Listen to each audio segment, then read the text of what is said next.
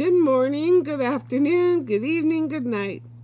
Depending on where you are in this world, God bless you. This is what happens when women walk in faith. It's also what happens when men walk in faith. It's a miracle of miracles in certain ways that He comes into our lives and requires certain things from us and leads us into doing His will against our own sometimes, but when we follow Him, the rewards are innumerable and so beautiful. Here we're in section 10, roadblocks and reassurances. What exactly are you up to, God? I shook my head in disbelief as I drove slowly down the driveway. I was facing an impossible situation. God was asking me to extend grace to someone who was hurting me. I wanted me to love her when she was doing everything possible to destroy my comfort. He wanted me to love her when she was doing everything possible to destroy my comfort, my security, and my joy. I felt in no way like honoring God in this moment. I had a whole list of emotions coursing through my body, none of which were loving and kind.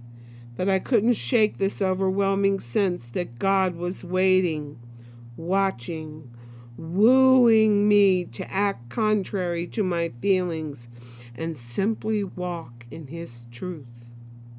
I was to love this woman who so desperately despised me. Blockade. It all started over a dispute about a boundary line of our property. We soon discovered that indeed we had made a mistake, and part of our driveway was on land that did not belong to us. We tried to buy the small parcel from her to no avail. We tried to reason it out and thought of every scenario possible to fix the problem without having to spend an exorbitant amount of money to dam up part of our pond and move the driveway over. But no solution was acceptable to her, and it became apparent that we'd have to do the least desirable option. The timing was also a problem. We needed to wait until the drier summer months, when we could drain the pond. But even this was unacceptable, and soon we were greeted by various blockades in our driveway. Huge rocks, sawhorses, and boards of wood, and no trespassing signs blocked our way. Months went by, and the blockades got worse, and the less than kind letters to us got more frequent. I felt threatened, frustrated, hurt, and bewildered. Here I am, a woman in a Christian ministry who spends my life teaching women to love one another, and my neighbor couldn't stand the sight of me. I was broken-hearted and rattled. I began to question myself. Worst of all, I couldn't fix the problem. I cried out to God and begged Him to remove the problem. Soften hearts, change minds, or best of all, supernaturally move the driveway. But it was not to be. Week after week, I'd find myself driving down my long, winding driveway, only to be halted by the latest blockade attempt. God's solution. Then came the day God moved. Not the driveway and not even the other person's heart. God moved in me. It was the day I came home and found workers building a fence across the drive that would permanently block us from going in and from our house, going to and from our house. I was infuriated. How could she do this? Why would she do this? I ran to call someone to help me, someone to rescue me, As I stormed into my house, God suddenly broke through my anger and anxiety and prompted me to take my fence-building adversary a cup of water.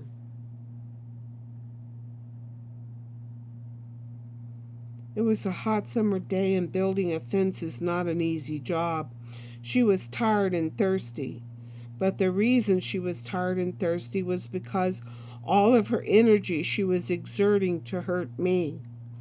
Now I was supposed to give her water to refresh and re-energize her efforts. God, this is not fair. This does not make sense. She probably won't even take the water I give her. So this is the place I was in as I slowly made my way down to the fence. As I got out of the car and started toward her, I had to will my feet to walk this obedience path. But then as my arm reached to give her the water, the heaviness lifted, and I so clearly felt God's impression on my heart. Today it will be physical water, but this is one of the things that will lead to her receiving the living water. Her silent stare let me know today was not the day to try and give her the living water, but seeds were planted in her heart and mine. How these seeds would be nurtured is up to the Lord. Tears filled my eyes as I silently walked back to my car and turned to go back up the driveway. God has the most amazing way to work in unseen details of life and work out His plan despite our stubbornness. Here I was, kicking and screaming through this situation that I thought seemed so pointless. And all along, God had a plan for her and a plan for me. Our assignment. How I wished I could have embraced God's plan sooner than I did. All I could think about was changing the circumstances that was causing me disruption and discomfort. Now I realize that for the season of my life, my assignment from God was to learn to love an enemy. What enemy do you need to love at this moment? Maybe it's a neighbor, a prodigal child, an angry spouse, or an unforgiving friend. We don't like hard places. Our souls long for the perfection of the Garden of Eden that we were designed for. And yet the world we live in bounces us from one imperfection to the next. Soon we find ourselves empty and exhausted, trying to fix problems that interrupt and inflict pain and heartbreak. We even become frustrated with God. We know He could fix this problem. With one snap of His holy hand, He could heal the hurts, rearrange the circumstances, restore the broken places, and provide a way out. So why doesn't He? Growing up. The answer is that He loves us too much to leave us the way we think we are. Think about a baby inside his mother's womb. He is warm and well fed. He likes this place of security and safety. But a time comes when he must leave. He must go through the painful shock of being born. It is hard, but if he resists, growth will no longer be possible and he will die. Our spiritual life is very much the same. We must continue to grow and embrace God's plans for the life we've been given. We don't grow by changing the adverse circumstances. We grow by embracing God's plan for the circumstances and allowing Him to have His full way in us. Allow Him to work out kinks and imperfections in the core of your soul. Let him help you find a perspective beyond your own. Only then can you find incredible peace in the storms of life. The enemies to a great life are not tragedy, heartbreak, and hard times. The enemy to having a great life is to simply lead a good life, a life where you seek comfort and ease above growth, a life where you avoid the risk of taking chances with God. We live in a fallen world, so no one can avoid every pothole in the road of life. You will have hard times. You will get bumped and bruised, but you don't have to get bewildered. Say yes to God now. Say yes to whatever He brings your way. Seek Him wholeheartedly through it. Ponder what He is teaching you. Surrender what He is requiring from you, and know that He is working out His wonderful plans for you right now behind the scenes. Embrace His plan. This hard place you're in is not a distraction. You are not being sidetracked. This is His way. For I know the plans I have for you, declares the Lord. Plans to prosper you and not to harm you. Plans to give you hope and a future. Jeremiah 29:11. You've probably heard this verse quoted time and again, but put it in the context with the verses that come after it, and you'll see the call to not only trust God, but to have peace in knowing He will carry you through.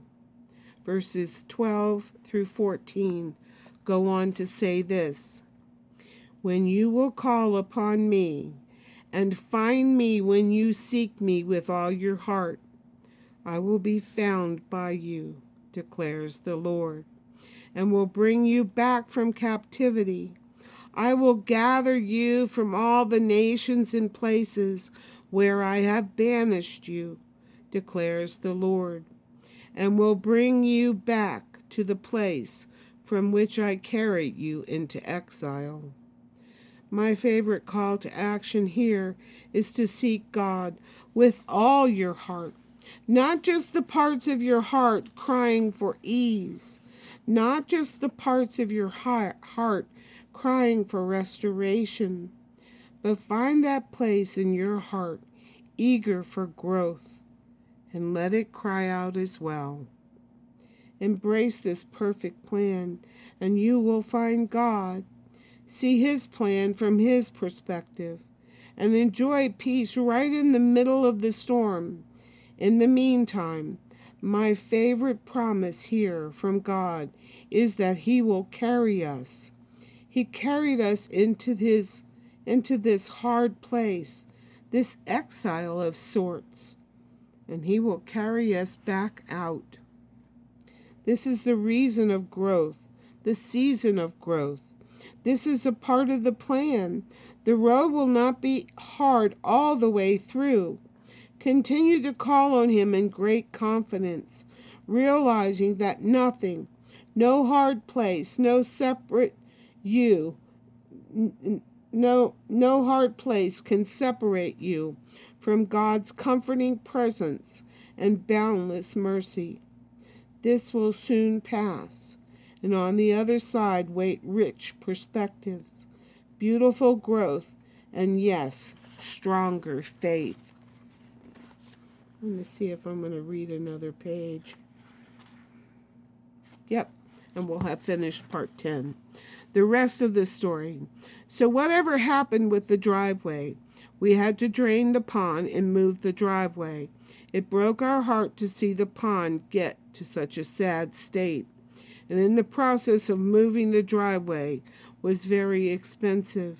However, God provided every penny we needed to move the driveway in the most surprising ways. Now you can't even see the evidences of the great driveway escapade. The barren ground sprouted grass again, and the driveway sits securely on our land. I still pray for my neighbor, who has since moved, and I still hope one day we'll be friends. But the most beautiful restoration that took place was with the pond. Our pond had taken years to fill, so we assumed it would take years to refill after being drained. But God had a different plan. Do you remember what He asked me to give my neighbor? 1 cup of water. Do you know what God gave me back? He brought a rainstorm right over our pond, the heaviest downpour I'd ever seen, and refilled that pond in one day. My friend, those weren't just raindrops that fell that day. To me, it was God lavishing His love all about me and reminding me that He is in absolute control. 1 cup of water led to the blessing of millions of gallons. Hosea 10:12 says, "Sorrow for yourselves righteousness, recap the fruit of unfailing love, and break up your unplowed ground, for it is time to seek the Lord, until He comes and showers righteousness on you." Now let me have you read this verse again with a few personal additions. Sow for yourselves righteousness, right choices that honor God, even when you don't feel like it. Reap the fruit of unfailing love, love for the lovely and unlovely alike. And break up your unplowed ground, whether that be the blockades in your driveway or blockades in your heart. For it is time to seek the Lord. Embrace Him with all your heart until He comes, and He most certainly will, and showers more than you could ever hope for or imagine righteousness on you. This is the secret to This is the secret to living the life God has given you and loving it, whether you are rejoicing in the sunny good times or feeling tossed and turned in a storm. You have His peace because you have His presence. Give your heart permission to grow in fertile soil by making right choices that honor God every step of the way. Take your eyes off the problem and focus on the good and loving God who has great plans for you.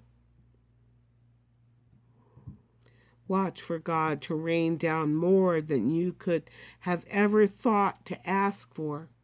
He will restore what has been taken from you in His perfect way.